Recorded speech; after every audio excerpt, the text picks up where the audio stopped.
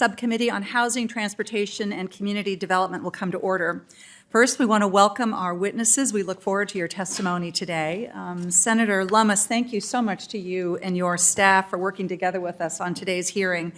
And I'd also like to thank Senator Rounds for his partnership on the rural housing reform legislation that we announced this morning, and that is the focus of this hearing. Our bill is the product of nearly a year of work in this subcommittee and a topic of interest to many of us who work on rural development and the Farm Bill also. Small towns and rural places are creative, entrepreneurial, diverse, and wonderful places to live and to work and to raise a family. They produce our food and energy. They're hubs of manufacturing and small business and education and healthcare and arts and culture. And when I travel to rural communities in Minnesota, I find hardworking, passionate people who love their communities and want to make them even better. And we have a serious shortage of housing in this country, especially in rural communities. And those challenges are across the housing continuum, from the most affordable properties to market rate workforce housing. Housing challenges can be about families trying to find a place to live, or people with disabilities or seniors that can't find a place to live on a fixed income. Often it is about people who want to take a job at a grain elevator or a meat processor or a manufacturing facility, but the closest home they can afford is miles and miles away. One hiring manager in Minnesota told me that they spend almost half their time helping employees find housing instead of focusing on the job of hiring talent itself. And of course, Minnesota is not alone in facing a housing crunch in small towns and rural places. I know that Senator Lummis and Senator Rounds and all of the members of this committee have heard similar stories in their states. Because the reality is, if you don't have a safe, affordable place to live, nothing else in your life works, not your job or your education or your health. And so with that in mind, last year, Senator Rounds and I decided to take a deep look at how the USDA's rural housing programs are working and what we can do to make them work better. We held 2 hearings together in this subcommittee, and then we also sought comments from the public. And we learned a lot through that process, especially from the people in our states that work so hard to make these programs work. And they had practical ideas for how to make them work better. So we've incorporated many of those suggestions that we heard into the Rural Housing Service Reform Act, which we just introduced. Our bill would modernize and update the Rural Housing Service at the USDA to make it work better for everyone. It will help to preserve existing affordable housing in rural communities, and we hope to create new housing opportunities. Whether you are buying a home or renting, or if you are a lender or CDFI providing loans, this bill will help improve USDA housing programs and cut through some of the red tape and make the Rural Housing Service just work better. I'm very glad that this bill also expands a successful pilot program that Senator Rounds, Senator Lummis, and I have championed to help Native home buyers buy homes in their communities. Our legislation would fix a long-standing problem for affordable apartment properties that were financed by the USDA years ago. As these mortgages for these properties mature, what we do in the bill is to make it easier for nonprofits to acquire those properties to keep them affordable. And we decouple rental assistance from those mortgages so that people can continue to use rental assistance even if the units where they live are no longer in a USDA mortgage building. As Ms. Mavity, I believe, will discuss, this is especially an important issue in Minnesota, which has more of these existing properties than nearly any place else in the country. Senator Shaheen from New Hampshire has been focused on this issue for several years, and this provision is based on legislation that she has worked on and passed in the House in 2019 with a bipartisan vote. In addition, our legislation includes a measure from Senator Fetterman to bring the USDA's outdated way of measuring income in line with how HUD measures that income today, just again making the program simpler to administer and to interact with. There are other provisions that are based directly or testimony or comments that we've received over the last year. We modernized the USDA foreclosure process to cut red tape, to better protect homeowners, and to ensure that USDA-owned properties stay affordable. We update the rules for a home repair loan program to make it less burdensome to get smaller loans, and we make much-needed investments in IT so that the USDA can process loans more quickly with less staff time, both within the USDA but also amongst the organizations, including lenders that interact with the USDA, to just make it much more efficient and much less time wasted on paperwork or manual data entry. I know that colleagues have been working on a variety of other rural housing proposals in addition to our bill, and I hope to hear about their proposals at this hearing as well. So I look forward to hearing from all of our witnesses. Thank you so much for being here. And Senator Lummis, you're recognized. Well, thank you, Madam Chairwoman. I really look forward to picking up where you and Senator Rounds and your good work left off in the last year, and moving forward with you and with this subcommittee on this topic. I also want to thank the witnesses for being with us today. I especially want to welcome Diane Hunt. Ms. Hunt brings a wealth of experience from owning and managing properties in many Western states, including Wyoming. When I talk about housing, I like to call attention to rural housing. This is because rural housing is different. For one thing, people in rural communities are more likely to be home owners. Home ownership is important to build strong communities, and access to home ownership helps families remain in those communities. But some aspects of what makes rural housing different presents challenges. Rural housing is often older. It can be more difficult and more expensive to find someone to fix a leaky roof or replace outdated electrical systems in rural areas. In addition, lack of safe, affordable housing puts our rural communities at risk. This is especially important to Wyoming, where almost 2/3 of the population lives in rural areas. We call Wyoming a small town with long streets, and that's because our population is so low, and our communities, though, so close in terms of the relationship among people that it is just like one big rural community bound by long streets. We owe it to these communities to ensure we're spending federal tax dollars efficiently and effectively and stretching them as far as possible. So I look forward to use today's hearing not only to learn more about the proposal by my colleagues, Chairwoman Smith and Senator Rounds, to redirect the work of the Rural Housing Service, but also as the preliminary step towards legislating in this area, which is something that certainly needs to be done and I think is ripe and ready for a bipartisan effort. I'm always glad when we're reviewing programs with a critical eye to see what has been working and where we can do better for the American people, which is why I love your idea about decoupling and several of the programs that are working at HUD and using some of their best practices and bringing them over to our side of the equation. I look forward to hearing more from the witnesses about the benefits of the legislation we're considering today. I'm also eager to hear their ideas about how we can help keep our rural communities strong. So thank you again for being here, and thank you, Madam Chairwoman, for holding this important hearing. Thank you so much. I'll now introduce our witnesses. We are joined today by David Lipsetz, who is President and CEO of the Housing Assistance Council. HAC is a certified CDFI and provides financing to properties in rural communities, as well as technical assistance and community planning. Prior to his current role, Mr. Lipsetz served in senior positions at both USDA and HUD. Christopher Potterpin is president of the Council for Affordable and Rural Housing. In addition to that role, Mr. Potterpin develops, manages, and owns more than 5,200 properties around the country with a focus on rural and affordable homes. Natalie Maxwell is managing attorney at the National Housing Law Project. Ms. Maxwell's work focuses on preserving rural housing for low-income tenants impacted by disasters and protecting the rights of low-income tenants. She has traveled here from Florida to testify with us today. Welcome.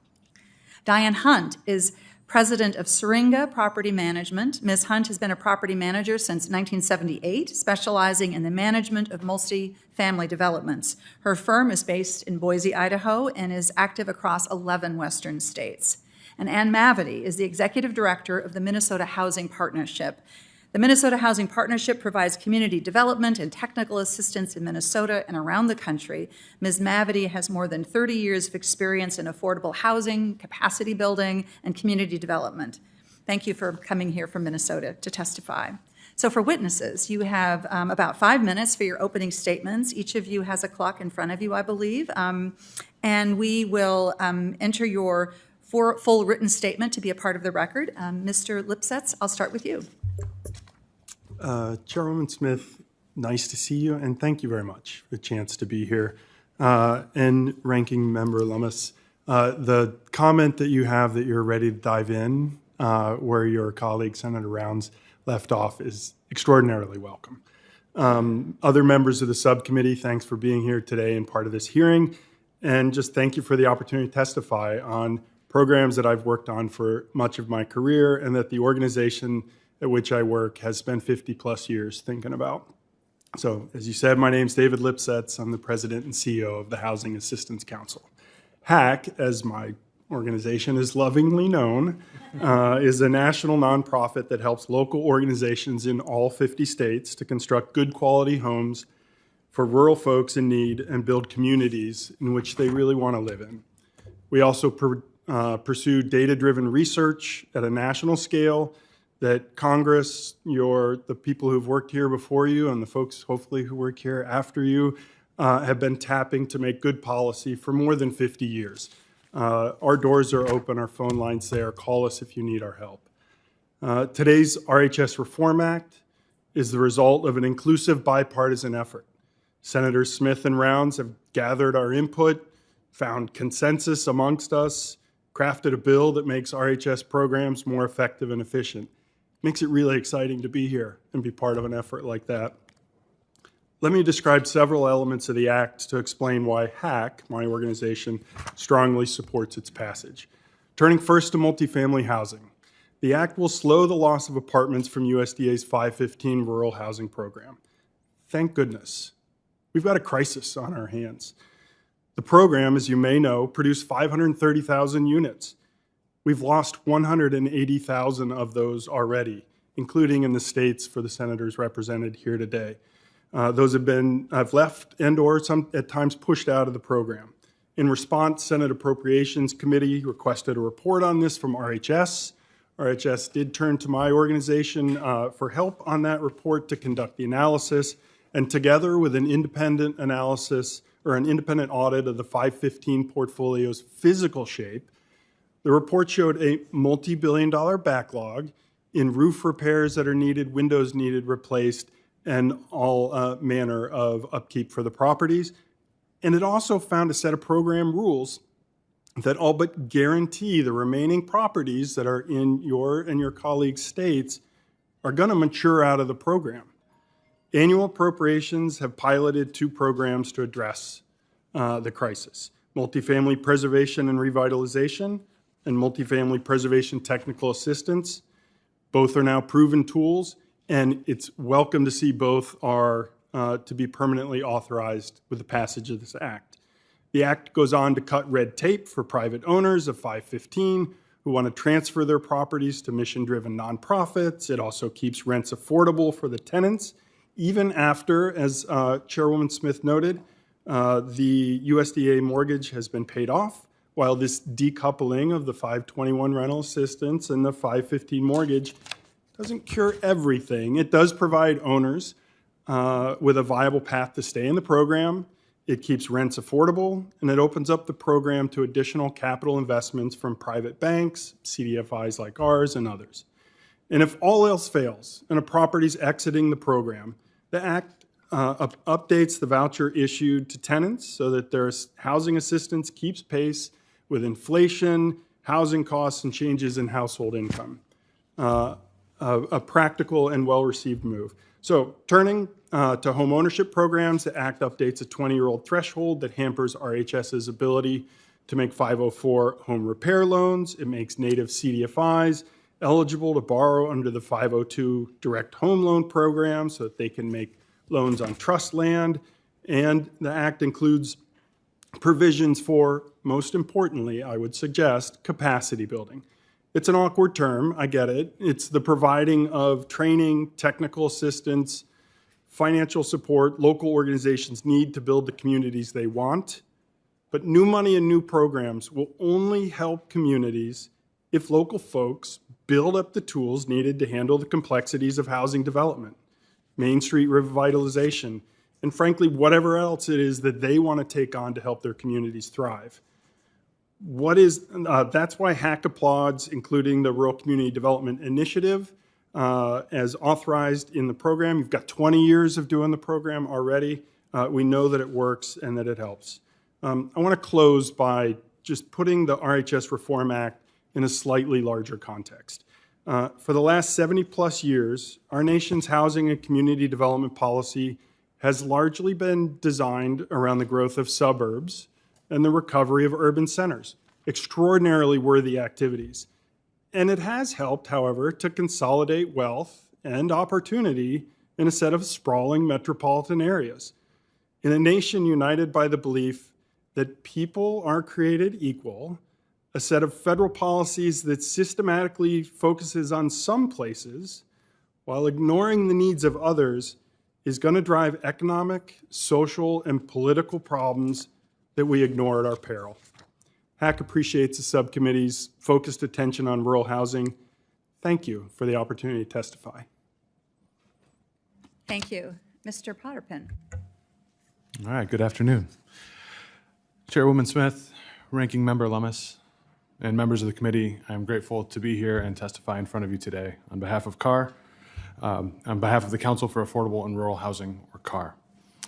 CAR focuses on rural rental housing investment and providing affordable rental housing, and that's the focus of my testimony. CAR is an industry trade association with headquarters in Alexandria, Virginia, and we represent the interests of for-profit and nonprofit builders, developers, managers, management companies, and owners throughout the industry. My company, PK Companies, is based in Okemos, Michigan, and we own, develop, and manage approximately 5,000 affordable housing units. I want to correct it, we don't have affordable 5,000 developments, just units, across the country, but the majority of those are in rural areas, so it's something we're very familiar with. And as you said, I'm currently the president of CAR. Throughout rural America, there continues to be an overwhelming need for both affordable and decent housing. The lack of affordable housing reflects the lack of investment in these localities more broadly.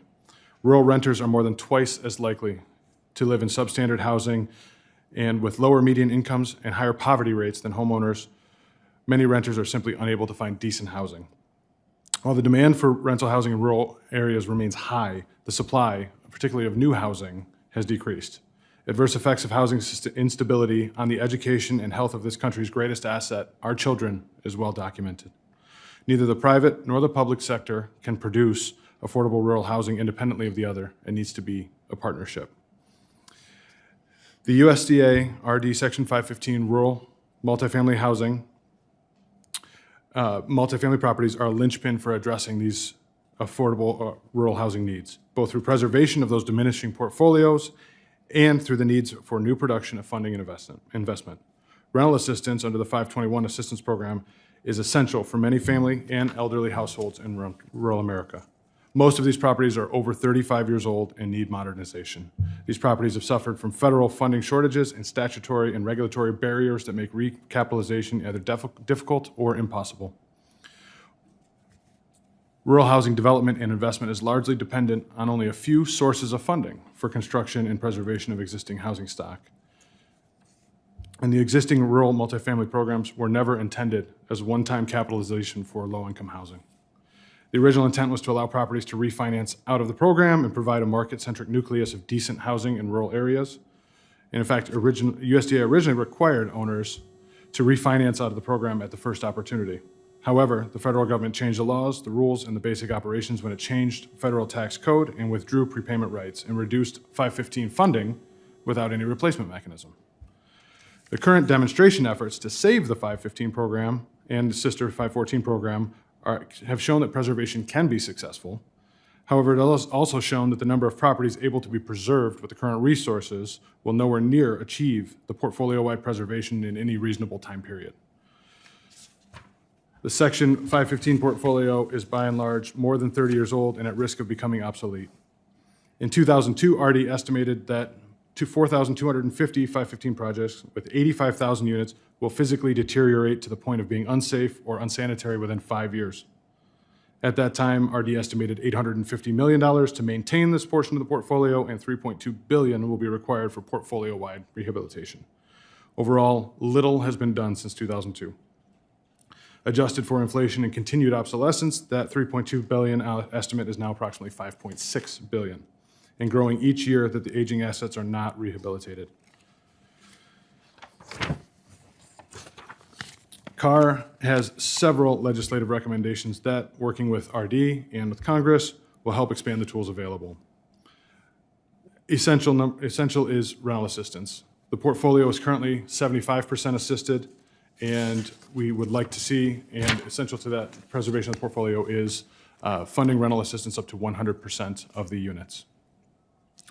Also, CAR strongly supports the legislation soon to be introduced by Senator Smith and Senator Rounds that would permit the permanent decoupling of Section 521 from Section 515 loan, thus allowing RA to continue to protect residents and fund affordable housing past the expiration of the multifamily mortgage loan.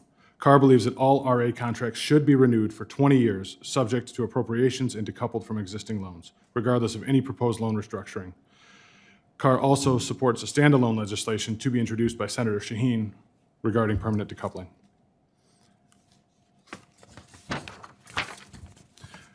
CAR also supports the other legislative bills that have been raised to support this, including the Affordable Housing Credit Improvement Act.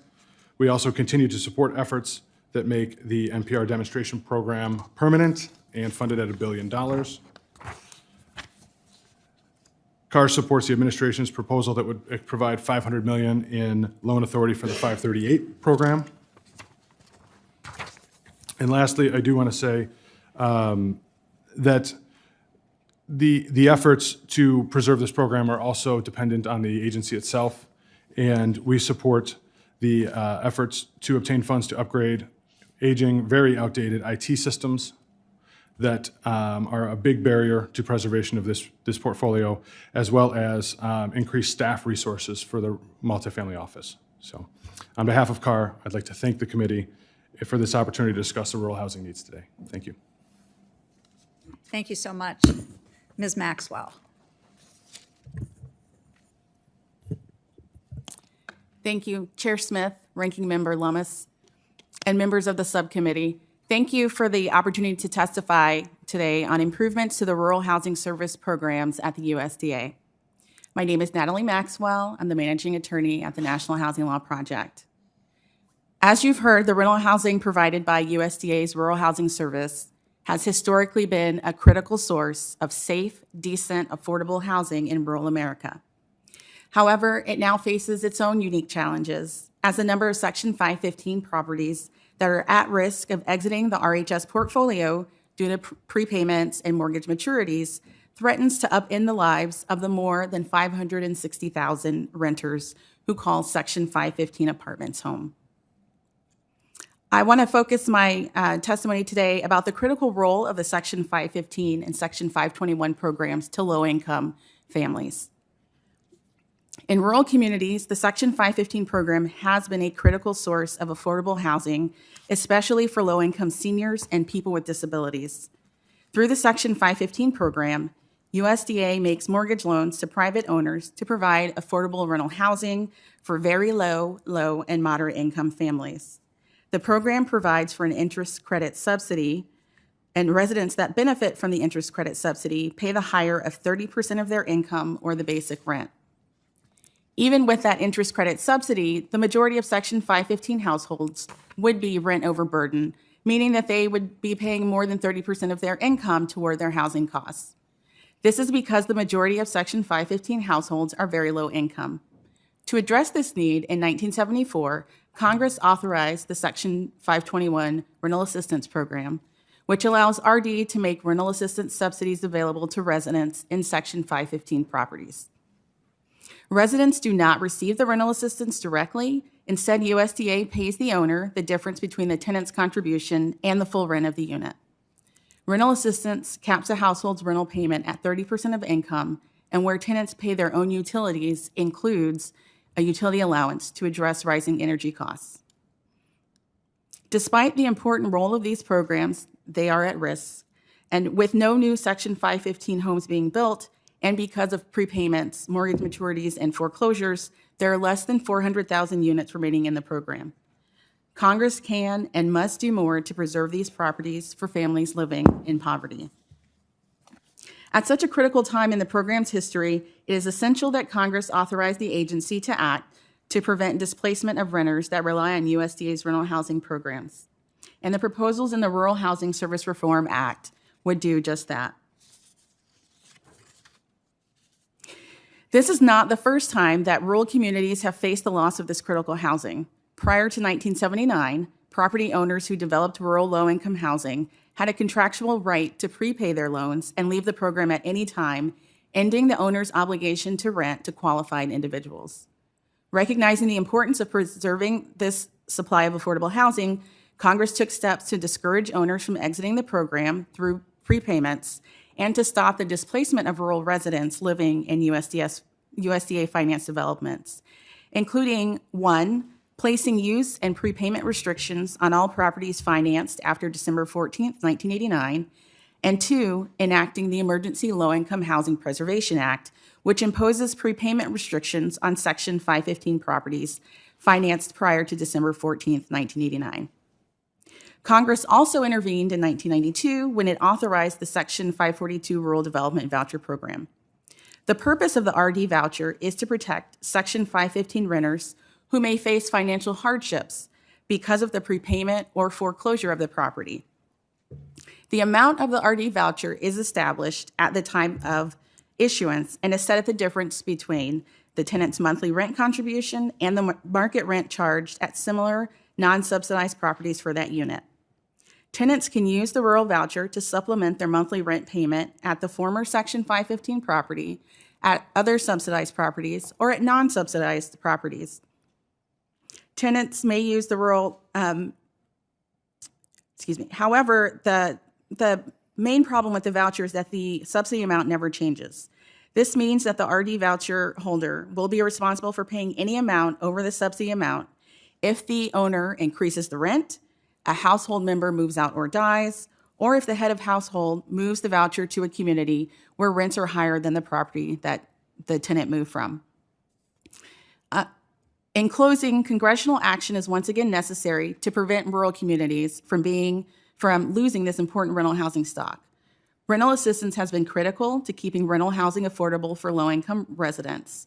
To ensure that Section 515 households can afford to remain in their homes after the mortgage has matured, USDA needs authority from Congress to decouple the Section 521 rental assistance from the maturing Section 515 mortgage.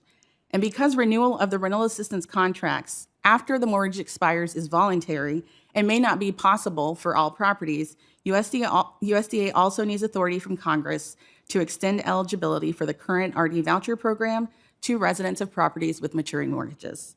The Rural Housing Service Reform Act of 2023 would address both of these issues. And I just want to take this opportunity to thank you for your commitment to serving renters in rural communities through USDA's housing programs and your attempts through this legislation to improve these critical programs. Thank you. Thank you so much. Ms. Hunt. Good afternoon, Chairman. I'm not a pro there. Chairwoman Smith, Ranking Member Lummis, thank you so much for giving me the opportunity of speaking today. I want to focus my remarks on the provision of the bill that would, if enacted into law, decouple the Section 521 rental assistance from USDA 515, 514 mortgages. I've been managing USDA rural development properties since 1978. I've been involved in many developments throughout the western U.S., primarily Idaho, Wyoming, Montana, Utah, and Arizona. Over the years, I've been retained by a variety of clients, including not-for-profit operators, for-profit operators, Native American tribal councils, and I've even worked for the federal government on some of their inventory properties. I applaud the members of Congress for maintaining a strong focus on our rural communities at such a critical time for residents in vulnerable rural areas. Throughout my career, I've seen the growing and overwhelming need of affordable housing in rural America, and today our rural states are getting pressure from influx of citizens from other areas. With today's high inflation and poverty rates, many renters are simply unable to find decent, affordable housing in rural communities. with the demand for rental housing and all, while the demand remains high, the inventory isn't there, and the new housing has decreased. USDA 515 housing and the 514 rural labor housing programs are critical to address the needs of affordable housing in rural communities. And we need to continue to fund these programs both from preservation and we need new production of affordable housing in rural communities. Rental assistance under the Section 521 Rental Assistance Program is essential for many family and elderly households residing in rural America. At the same time, most federally supported multifamily properties are 35 years or older, and they need modernization and preservation.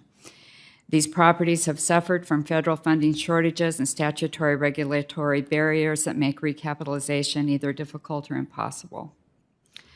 The Section 521 Rental Assistance Program is an essential component of the Section 514, 515 program. And as previously discussed, it provides that deep subsidy to residents by paying the difference between 30% of their income and the rent that's required to operate the property. 63% of the current 515 portfolio is subsidized with the Section 521 rental assistance. And the RA program must continue to provide sufficient funds for both current levels of rental assistance and sufficient additional rental assistance to support the increasing program costs. The rents in a 515 property are based on the expenses. We've seen our expenses increase, and so there is more need for additional funding of those programs. According to RD, the average household income in rural housing properties is $14,665, and the average income of an RA household is $12,501. RA is sorely needed for these low-income residents. I can tell you from my own experience that there is more of a need than there is rental subsidy. Many of the properties in my portfolio have expiring mortgages, and these properties are in very small communities. I'm going to give you the example of Valley Homes, which is in Graybull, Wyoming. Graybull has a population of about 1,800 people. It's in the northwest portion of the state. We have a property there that was built in 1975 for senior citizens and disabled persons. It has one accessible unit in it. That unit's occupied by a lady who is, she has MS and is permanently confined to a wheelchair. If that property runs, if it pays off, the subsidy for those 15 elderly and disabled households would go away. And so that's why the decoupling is so important, is to keep those folks in their homes. I also manage properties in the resort communities of Cody, Wyoming, and Jackson, Wyoming. As you can imagine, the pressure on those property owners to prepay their mortgages is intense. It's very critical that we continue to supply affordable housing in those beautiful areas of the state of Wyoming.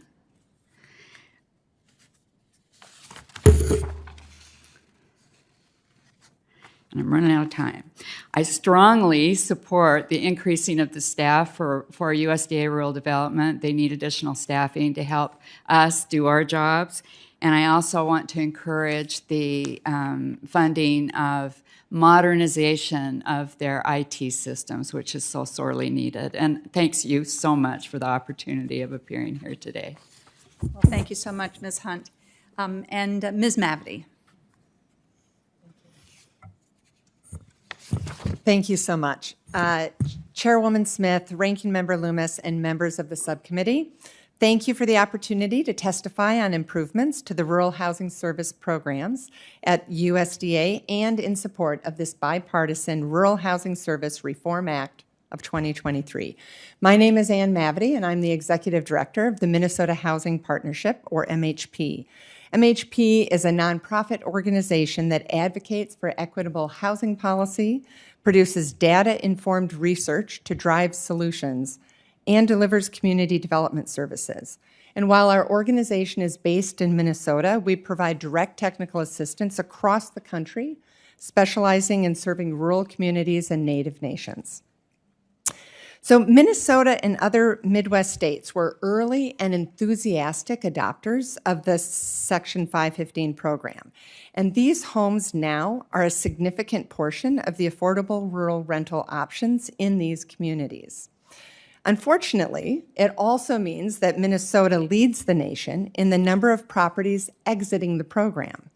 What's happening in the Midwest will soon be experienced across the country as a loss of affordable rural homes for seniors, individuals with disabilities, and families. So that's one reason why MHP strongly supports the Rural Housing Service Reform Act of 2023, because it has many practical solutions to improve rural housing options. Couple of the provisions to call out. First, MHP applauds the bill's provision to authorize the Multifamily Preservation and Revitalization Program and the Multifamily Preservation Technical Assistance Program. These two programs have received past appropriations, and they've proven successful in preserving farm worker housing and Section 515 rental properties as affordable. For small, mission-driven nonprofits and public housing authorities, completing a nonprofit transfer, it requires years of working through complicated and costly USDA procedures. And in many times, it's an insurmountable goal without the support of this no-cost technical assistance. And I'm happy to provide examples if you have questions. The second area is decoupling. As we've heard from the other testifiers, Section 515 rental housing and Section 521 rental assistance are frequently paired to offer deep subsidies to residents with very low incomes. But when a property exits the 515 program and the mortgage matures or is paid off, the renters and the property also lose the rental assistance. So we support decoupling and appreciate that the bill includes conditions for decoupling that can support continued housing stability for rural residents by allowing rental assistance to continue at a property that no longer has a qualifying mortgage. The third area I want to highlight is simplifying the transfer process and incentivizing transfers to mission-based nonprofits. It's some of the top recommendations that MHP has received from owners, buyers, and community-based developers, and we support the improvements that are reflected in this legislation. These include provisions allowing those nonprofit transfers to move forward before funds for rehab are identified, as long as the nonprofit buyer accepts those long-term use restrictions and makes a commitment to address rehab during the ownership of the property. There's several other provisions in the bill I can speak to that we are supportive of, including notice provided and expanding that successful native CDFI lending pilot. But this isn't just about buildings and financing, it's about people. And most often, those most vulnerable in our communities are being impacted by this. Recently, MHP was contacted by the daughter of a 20-year resident of a rental home in a small rural community in Stearns County, Minnesota. Her apartment was in the 515 program and had been managed by a local church, but the mortgage recently matured and the new owner announced that rents would double as of this June.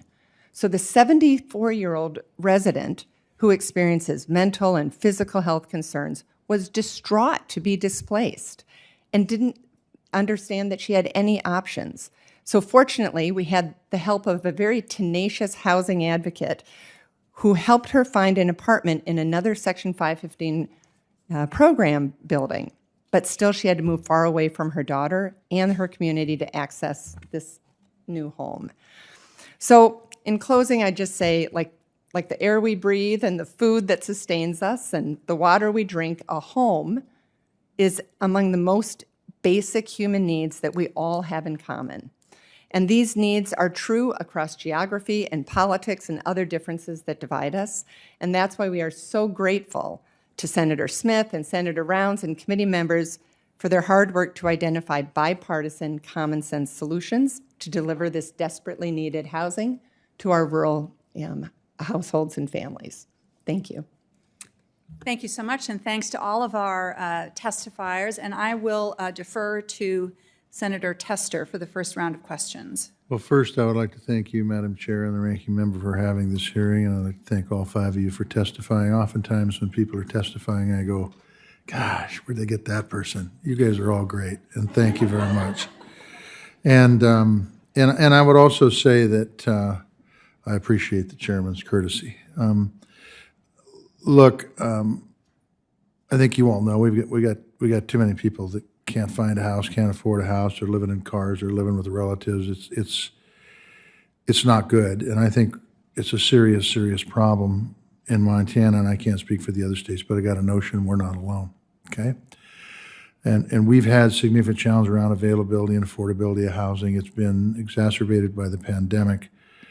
In our rural communities, an issue that I've heard concerns about are USDA finance properties aging out of programs. I think every one of you addressed this.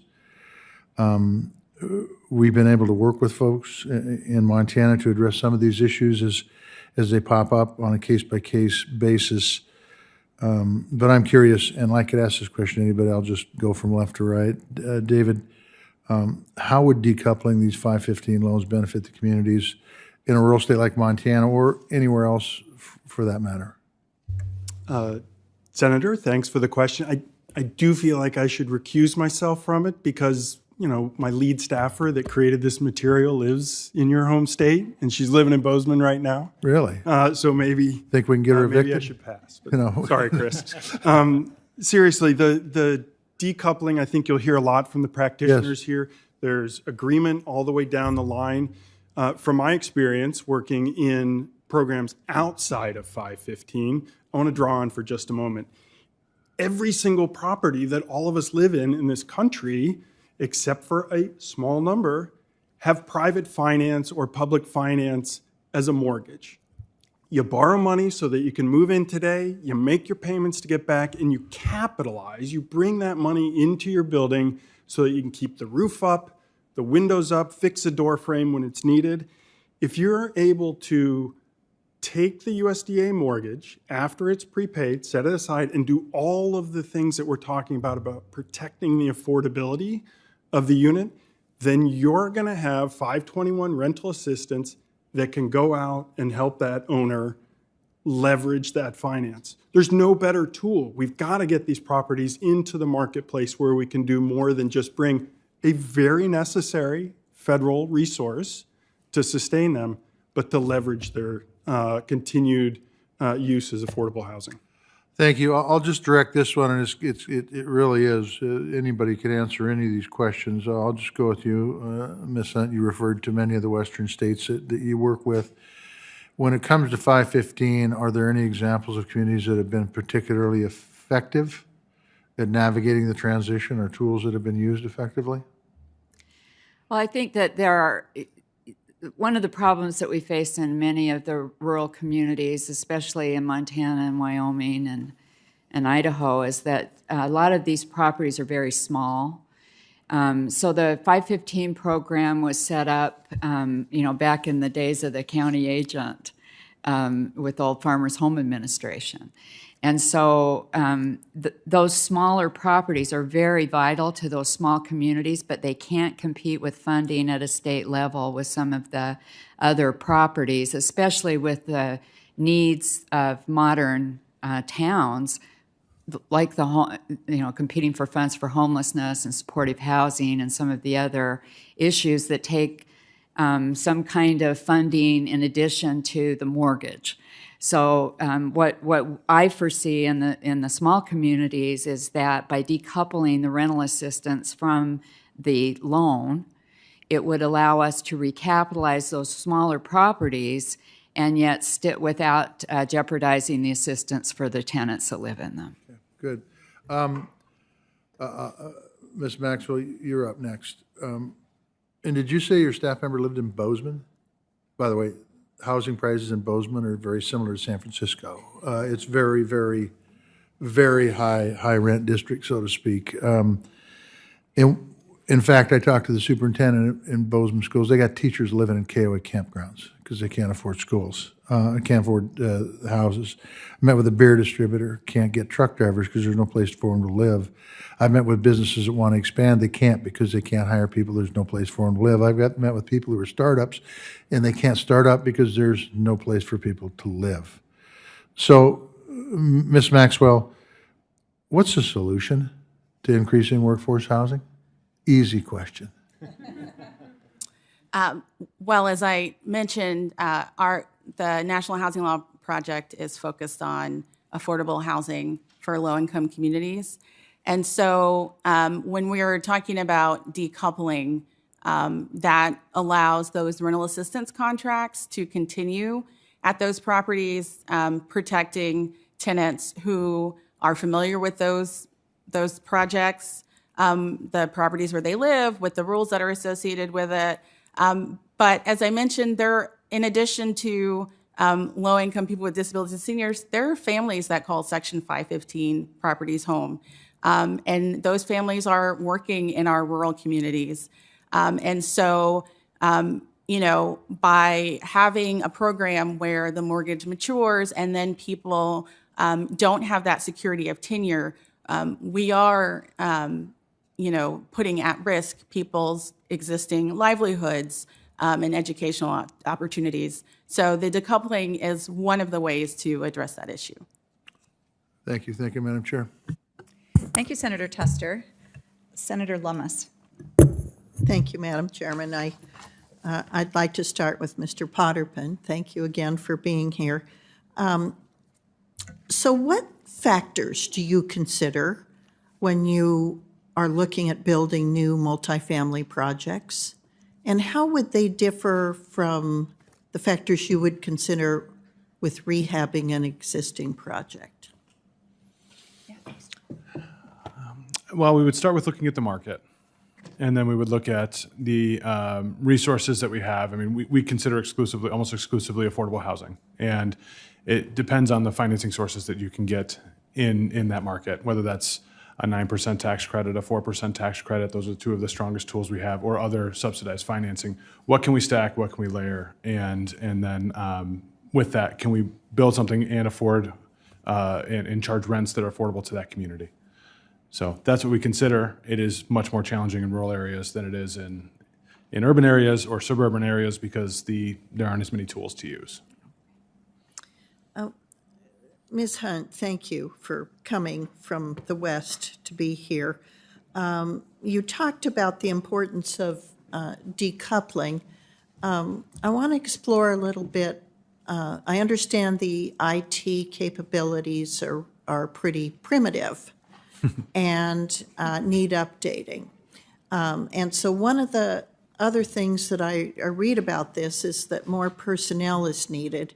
I'm reticent to expand federal hiring, but I get it that we need to update the IT capabilities. Do you think updating IT alone would help, or is there a specific need for additional personnel? There's a specific need for additional personnel. One of the things that USDA Rural Development is facing is that many of its staff they're retiring. Mm-hmm. And so they're losing people. With the reorganization of USDA Rural Development helped somewhat, but they've never been able to fill their jobs appropriately.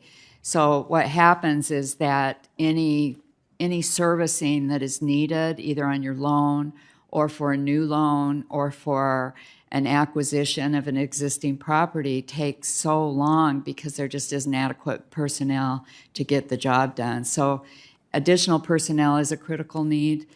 IT is also a critical need, but it takes human beings to work that IT. Yeah, well, that's a good point. I want to turn now to Ms. Mavity. You mentioned Indian housing, mm-hmm. correct? Mm-hmm. you know, there's a difference in dealing with Indian trust lands and non-trust lands. And I think a lot of the tribes in the West are on trust lands. Fewer in the East are on trust lands. Does it make a difference in these programs, whether it's trust or non-trust lands? Well, what I would say is that it's all the details always matter in these projects as we are trying to bring in additional financing to these communities. One of the things that we are particularly excited about through this native CDFI pilot, that it has demonstrated that it actually can work effectively. And by expanding those opportunities beyond what the program currently has been impacting, we feel very confident and positive that the deployment of all those resources, layering through these levels of complexity on native lands would be it's a proven effective strategy. So we're very supportive of that. Thank you. And for anyone who cares to weigh in, are you seeing people that qualify for these programs that are filling gaps in workforce housing in their communities? Is there a nexus between a workforce that can afford a place to live and these programs? I'm glad to go forward, Senator, in that we're talking about workforce housing in fundamental ways here. The programs we're talking about of 515 affordable has working poor in them. 514 farm worker housing has folks who are going to work every day who are desperately needed by our local businesses to get to work that don't have a place to live. You heard examples of folks who are driving, an hour, as the chairwoman said, to get to work, who live in these units.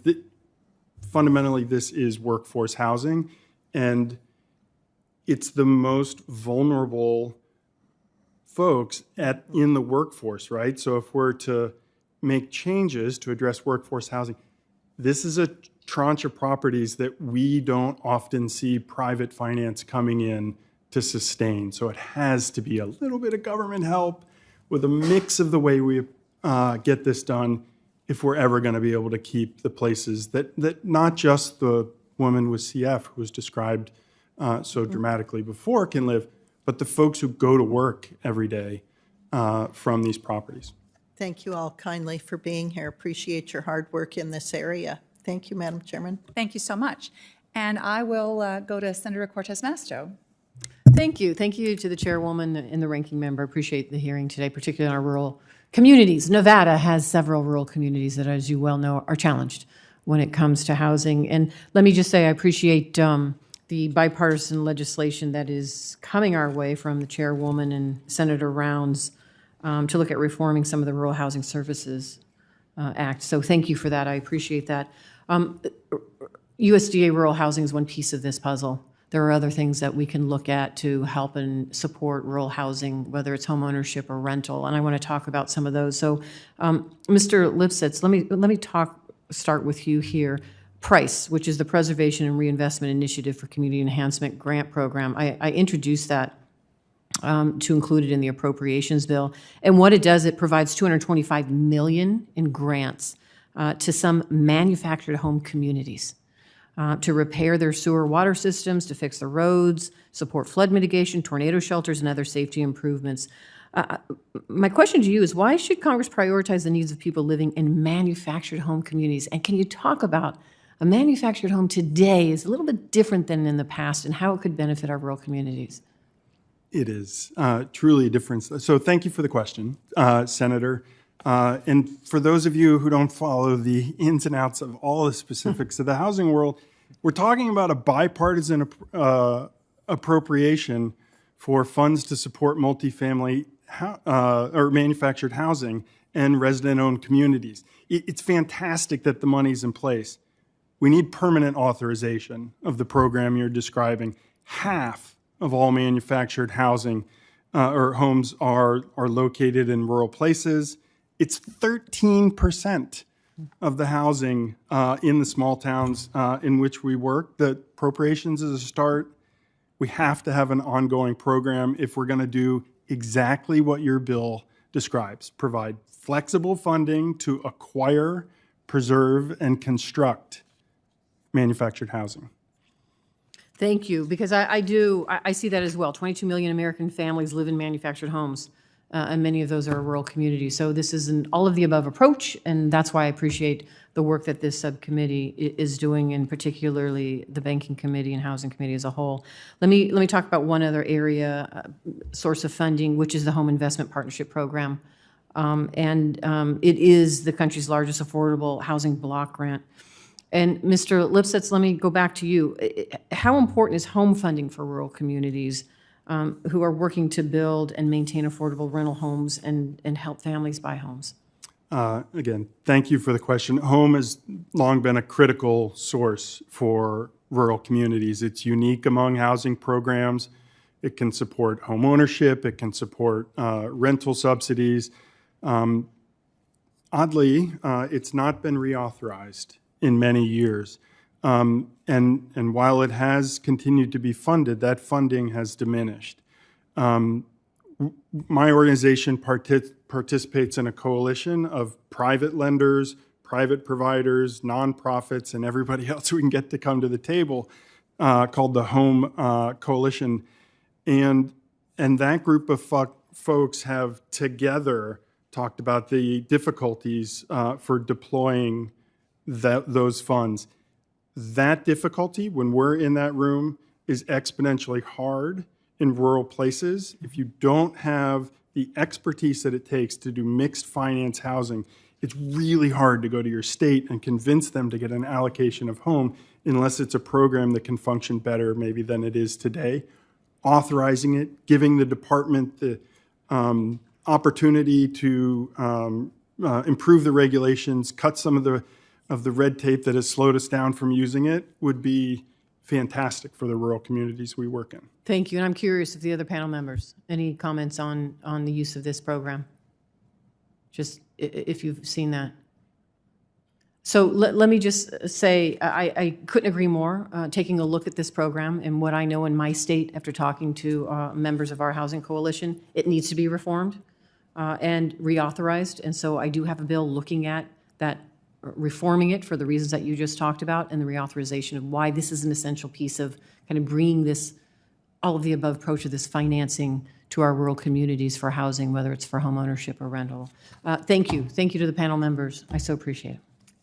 Thank you, Senator Cortez Masto. Senator Vance. Great. Thank you, Madam Chair. Appreciate you holding this hearing and appreciate the panelists for being here. I want to focus on one of the under-discussed components of the housing crisis in our country today, and that is its connection to mass illegal immigration. And just to sort of put a fine point and explain where I'm coming from on that and why I'm raising this issue is, I think that a lot of our friends on the other side of the aisle have convinced themselves that lax immigration is somehow a compassionate thing to do. And yet if you take 5 to 10 million people and you introduce them into a country over 2 years, and you're talking about you increase the demand for housing because those 5 to 10 million people need housing, while at the same time the supply of housing is relatively inelastic. So with that in mind, there are a couple pieces of research that we've sort of been looking at just as I focus on this particular issue. You do see very predictable increases in housing costs and rents when you have mass immigration into a country, into a metro area, even into a county. Combine that increase in rents and increase in housing costs with another unusual component of the effect on mass immigration and housing costs, and it's that in the neighborhood where you have the highest inflow of immigration, you also have declining home prices. So if you take those two pieces of evidence together, what you basically get is rich people who have homes in low immigration areas benefit from our mass immigration policies, and everybody else finds the American dream of home ownership further and further away because we've effectively invited 5 to 10 million people into our country to break our laws. I think that we talk too much about this, not that the law enforcement component doesn't matter, Not that the fentanyl overdoses don't matter. They matter a great deal to the people of Ohio. We cannot, as a country, absorb 10 million people and still provide high-quality housing to the rest of our citizens. It just doesn't, the math doesn't work, the numbers don't make sense. The increase in housing prices and rents is clear for all to see. With that in mind, in 2019, the Trump administration, Secretary Carson and HUD proposed what I think of as a common sense rule to require the verification of eligible immigration status for any recipients of federal housing aid. And Mr. Lipsetz, I want to direct the conversation to you and this question to you because you oppose that rule, as I understand. Is that correct? That I oppose? Yes. Okay. I just like to understand My why. organization. I just like to understand why and what is the argument for not limiting federal housing aid to American citizens? I think these programs are really important, and I think it destroys the political will for these programs when we extend them to people who aren't even citizens of the country. Well, first off, as a fellow Buckeye, thank you very much for pointing the question my way. And you know, when the full committee met and you raised that issue, and my research director was here to testify and talk about it, we went back to the shop, pulled the research from the Buckeye Institute and from Cato that happened in 2017, 2019 on exactly the issue you're talking about, and took a look at it. And it was interesting to see that the headline elements of that research is that there's no good reason to deny this population an opportunity to buy homes and work in our communities. And the research itself actually positively talks about the impact of being able to support this element of the workforce. Specific to your question about folks' immigration status for federal programs, we're talking about our workforce here. These are folks who, you know, in my home counties in Ohio, were there running the tractors across soybean and cornfields and working adjacent to silo, and have an opportunity to live somewhere with the dignity of someone who has come to the country and is working hard to do so, is exactly the kind of thing that we can lean into. The challenge to having that here is not from their immigration status, but it's the demands of the employer at that grain silo on that farm who desperately needs that workforce. And the programs that we're talking about within the context of this act are ones that help put that worker in that location in a place where they can get to work every day. So thanks to Mr. Lipsetz, and I'm running low on my time here, so I won't ask another question. But I think, look, we don't want to be cruel to people. There's no reason to deny benefits for the sake of denying benefits. I think the point is that, one, we live in a world of limited resources, and so do these resources go, especially in a world of sky-high deficits, to American citizens or elsewhere? I think they should go to American citizens. The second point is I really think that folks, you know, I think of as aligned on the issue of we need to provide high-quality housing to our rural people, to our urban people, to everybody in between. It really destroys the political will for these programs when they're extended to people who in some cases are only here for having broken our laws. Not that they're bad human beings, but that they shouldn't be here according to the social compact that we've designed. I think that's an important part of this, and I wish that we all thought a little bit more seriously about this, not just as compassionate towards immigrants and immigration, which of course is important, but compassionate towards American citizens too. Thank you, and I yield. If I could just interject. Yeah, thank you. I was going to just ask if you would like to say a word in response, Ms. Maxwell. Thank you. Thank you. So I just wanted to clarify, because we've been talking about the Section 521 rental assistance program through USDA. And under that program, non-citizens are not eligible for that program. And policies that limit housing generally based on citizenship status really are not, they don't seem to be targeted at people who don't have legal status. And instead what they do is deter people who are actually eligible for that housing. They deter them from applying because there is confusion about who is eligible in those cases. So I just think that, you know, and I'm happy to provide additional information about the eligibility for the different federal housing programs. So, Ms. Maxwell, I appreciate that, and I don't want to belabor the point or turn it into a debate. But one, I'm not focused purely on Section 521. There are obviously other federal housing programs too. And second, the rule in question, I don't think that it would change the law. I appreciate and agree with your point that federal housing assistance rightly is not extended to illegal immigrants. But there are some verification problems. And I think that it's just simply a question of maybe we should go the extra mile to ensure the people who receive the benefits that are owed to American citizens are actually American citizens. That's my point, and that's my concern. Thank you, Senator Vance. We'll be happy to have another round of questions if people have more to say about this. And in the meantime, I'm going to defer to Senator Fetterman if you'd like to ask your questions. I'm happy to defer. Okay. All right, thank you. So I'm actually going to bring the conversation back to these this proposal that we have before us, specifically to talk about the Rural Housing Service Reform Act. And let me just ask, just get at a couple of issues here. So one thing that we've talked a lot about the value of the decoupling the rental assistance from the 515 multi-housing mortgages so that we can preserve the supply as best we can of very affordable rentals for these, as we made the point, this is workforce housing, people who are working in very low income jobs. Also, it's housing for our elders and folks that are living with disabilities, and so therefore are working on a very limited income. But let me ask, there's another provision of this bill that we haven't touched on that I want to ask people's perceptions of. One of the challenges that we have in rural communities is that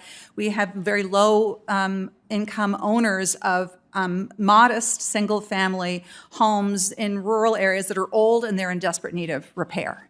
And in order to not lose those houses, you have to repair them. And so the advocates have told Senator Rounds and I that if we could increase the threshold for when a mortgage is necessary, that would really simplify this Section 504 program for both homeowners and the Rural Housing Service.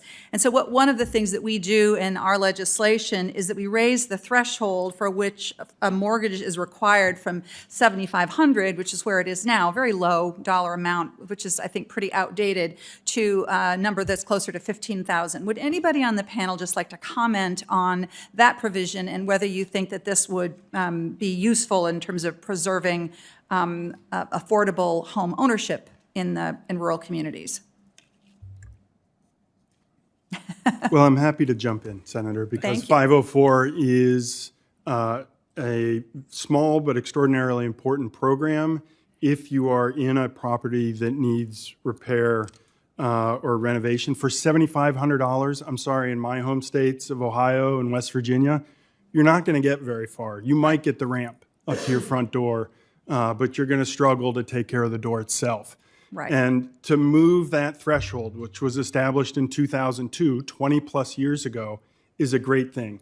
My organization doesn't love putting the dollar amount in statute. We would like more flexibility in case the cost of ramps go up. But the reality is that moving it to $15,000 as a threshold is going to allow for the department to fully deploy the funds in ways that are useful in today's communities. It's an absolutely long-needed move, and it may be a small thing, but to the thousands of families in the places I've lived and we work that use the program, these are the most extremely low-income families, elderly and disabled. It's phenomenally good money. Thank you. That's very helpful. Let me just ask you all, I'm very optimistic that we'll be able to get strong bipartisan support for this bill. We already have, I think, and we're in a good place. But there's always the risk of inaction in Congress. There's always a chance that nothing will happen. So those of you who are practitioners, I so appreciate your perspective here. What would happen if we just let this go? If we let this kind of continue on the path that it's on, what would you see for access to housing in rural communities if we didn't do anything at all? Go ahead, Ms. Mavity. Maybe I saw you reaching for your button there. Right. Well, knowing that Minnesota, again, is on sort of the front lines of seeing these exits and mortgage maturations happen, we know that we are at risk of losing thousands and thousands of units in rural communities, and oftentimes it might be a 16-unit building in a town of 1,000 people. It is the only option available. And right now, as we're seeing the challenges with getting these projects preserved, it means that we're losing that opportunity. So every day that we are not moving forward with these solutions is just making it harder and harder for these communities to preserve the housing that's already in their communities. Yep. And that's true even when we have very motivated, mission-driven providers. We have both success stories and we have failures, right, of folks that have been at it for years and years and years trying to get resolution and preservation of these properties and not succeeding and walking away. So it's very important. The timeliness, I think, is very important. Yep. And then those properties are going to either just deteriorate even further, or they will no longer be, somebody will come in and fix them up, and they will no longer be affordable, and the community has lost a place for an elder or somebody experiencing a disability, or workforce housing goes away. Yeah, Chairwoman, thank you. that's absolutely right. Senator Britt, I'm going to turn to you. Thank you, Madam Chairman. I want to thank you and Ranking Member Lummis for your work in the rural housing space. Yesterday, my office had the opportunity to meet with our director, the USDA State Director for Rural Development, Director Gordon, and he echoed some of the very same things that we are hearing here today. So thank you so much for your leadership on this. I want to start off by talking about the price of housing. It's been a reoccurring theme in several of our hearings. America has seen inflation increase by 15.4% since President Biden came into office. As a mom of 2 school-age kids, I see it every time I go to the grocery store or the gas pump. Groceries are up 20%, energy costs are up 36%, and the average price of new housing is up nearly 30% since 2020. According to the National Association of Home Builders, over 40% of multifamily development costs actually come from government regulation.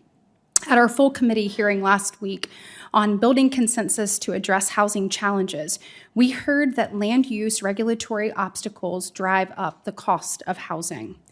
Mr. Potterpen, you have experienced managing and developing large amounts of affordable housing in different states. Based on your experience, can you please speak to how reducing burdensome or duplicative regulations would make it easier to increase the supply of multifamily housing in communities, and specifically rural communities? Absolutely. Thank you for the question. One of the challenges with putting together properties in rural communities is that you have to layer different levels of affordable financing. And one of the main advantages of this bill and decoupling is that it simplifies that process. And there's less layers to go through. So it is a key component. And it would, decoupling itself, keeping the rental assistance without going through the burden of 515. 515 is especially a very structured program that requires a lot of compliance and a lot of staff time to comply with. So if we can eliminate the element of the mortgage, but keep the rental assistance and keep those renters in their homes, that would certainly decrease the cost of the housing and compliance. Thank you. Ms. Hunt, do you have anything to add? I'll echo what Chris said. I think that I like to take it to the tenant perspective, is that we need a way to keep those tenants in their homes, and we need to be able to preserve the existing affordable housing that's already there. And so as these properties age and they need more, they need roof, they need siding, they need new doors, they need energy efficient windows, they need more insulation, they need things. For us to be able to get financing to do those improvements that isn't competitive, that would allow us to fund some of these smaller communities, smaller properties in smaller communities, it would be very beneficial to those residents. Thank you so much. I want to dig into a topic we've heard today, affordable workforce housing. Alabama is a growing state and a great place to do business. Alabama offers a world-class infrastructure for industry, including 6 interstates, 92 airports, 3,700 miles of rail, 1,300 miles of commercially navigable waterways, and one of the busiest and fastest growing international seaports in the U.S., the Port of Mobile. It's currently undergoing a multi-phase expansion that will cement its status as a world-class seaport for raw materials, supplies, and goods. Alabama is already the 4th largest automotive manufacturing state in the country. We have more than 150 Tier 1 and Tier 2 automotive suppliers in the state, 6 major manufacturers producing automobiles all over our state. Whether it's aerospace and defense in Huntsville, biomedicine in Birmingham, cyber innovation in Montgomery, or shipbuilding in Mobile, our 21st century industry base is diverse and strong. Because of our environment, Alabama is a great place to live, work, worship, and raise a family. And it's a beautiful place to visit, too. Every year, more and more people are discovering what our state has to offer. Tourism spending has more than doubled in Alabama over the last 10 years, from $11 billion in 2013 to $24 billion in 2022. We are proud of this continual growing state and opportunities that exist within it. When you're looking at this, whether it's manufacturing, hospitality, tourism, groundbreaking scientific research, or a digital economy, we have to make sure that our growing workforce has an affordable place to live. Mr. Potterpen, in your experience, how do we best provide affordable housing, especially in predominantly rural areas seeing significant economic growth? It's about providing options. Options for financing, options for programs that we can work together, and preserving what's already there. As was already stated, many of the apartments that we represent are the only affordable housing or the only housing or renter housing option in that town. And so it's essential to preserve those. And decoupling allows us to better utilize the resources that we do have in partnership with private investment. And also be able to expand and do more. And well, then if we can shed some light on the program and get more staff, more IT, and better use of those resources, then we can look into more growth as well. It's a program that has been underfunded for a few decades now and needs some light. So. Well, Madam Chair, thank you so much, and thank you all for your work in this important area. Thank you. Thank you so much, Senator Brett. Senator Fetterman, would you like to ask questions?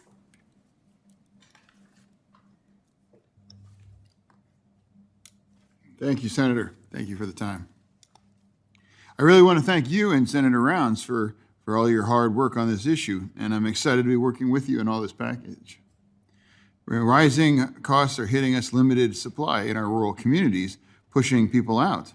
We can't let a major conversation about rural America go by without having a real look about how housing programs could be made better. The Department of Agriculture has programs in place to support these rural projects, but I believe that we need to modernize it to make more execution more predictable. Mr. Lipsetz, what staff training is needed for housing? Could the Democrat of Agriculture staff training to help getting more progress connected to the available resources that they are eligible for? Senator, thank you for the question. Having spent a minute over at RHS, I gotta say that they are incredibly dedicated, mission-driven staff who are facing an extraordinary workload with some pretty modest resources over the years. And it's Director Gordon, it's folks who are stationed elsewhere. There are not too many DC employees. It's around the country. And these folks are working really hard in what I want to remind folks, we're talking about segments of a private housing market that are not functioning. There's no private entity that would come in and do this. This is, even if you believe in tiny government, these are the areas where we ought to all collectively lean in and try to help out so that we support the rest of that. To be able to do that is exactly what Mr. Potterpen said. It is a mixed finance transaction with all these different sources, and RHS staff, for as hard as they work, are not trained in that. They have the excellent opportunity, they can learn all about their program, but that's not the world we live in. You got to get bank financing and capital or CDFI capital from a private perspective in on these properties, pushing them and sustaining them. And if we can help the industry, all of us who partner every day with RHS to help provide that training, invite us in. We would love to do it. You're not going to find it within the department as readily as you're going to find it with a community of folks who work with them. Thank you. Ms. Maxwell. Hi. Vouchers housed at the USDA are essential for rural renters. Would you agree with that? Well, to some extent, because right now the RD voucher program eligibility is limited. So only those folks who are in properties that have a mortgage that's prepaid or gone into foreclosure are eligible for those vouchers. Okay. As Senator Smith has discussed, we are interested in how the program administration can work for renters struggling to make payments and to keep food on the table. Can you speak to how our proposal to bring the program to a higher standard? Thank you for the question. And as I started off with, right now the RD voucher program is limited. And so the proposal that is in the act would go a long way to improving the administration of the voucher program. First of all, one of the big issues with the voucher program as we look at preserving the portfolio is that for renters that are living in properties where the mortgages mature, they are not eligible for the voucher. And so if the rental assistance contract goes away, those folks are the people that we're talking about who are likely to be most impacted and at risk of losing their housing because of the increase in housing costs to them. In addition, the other main issue with the RD voucher program right now is that the voucher amount is set at the time that it is issued. So unlike the HUD voucher, where the subsidy amount adjusts based on whether someone has a change in income or moves to a higher income area, the RD voucher does not do that. Although I would note that when it was first authorized, it appears Congress' intention was that program would operate similar to the HUD voucher program. And so the Rural Housing Preservation Act would fix those components, allowing the subsidy to adjust if someone experiences a change in their income, particularly a reduction in income. Thank you. Thank you so much. Thank you, Senator Fetterman. And thanks to all of our colleagues for this hearing today. Unless there are any other questions on the panel, I want to thank all of our witnesses for your excellent testimony and for your contributions to this bipartisan hearing. And before we adjourn, I would just like to enter into the record a statement from the Mortgage Bankers Association on the topic of this legislation in support of this legislation. Without objection, so ordered. For senators who wish to submit questions for the record, those questions are due 1 week from today, which will be Tuesday, May 9th. For our witnesses, you will have 45 days to respond to any questions for the record. Thank you again, and with that, this hearing is adjourned.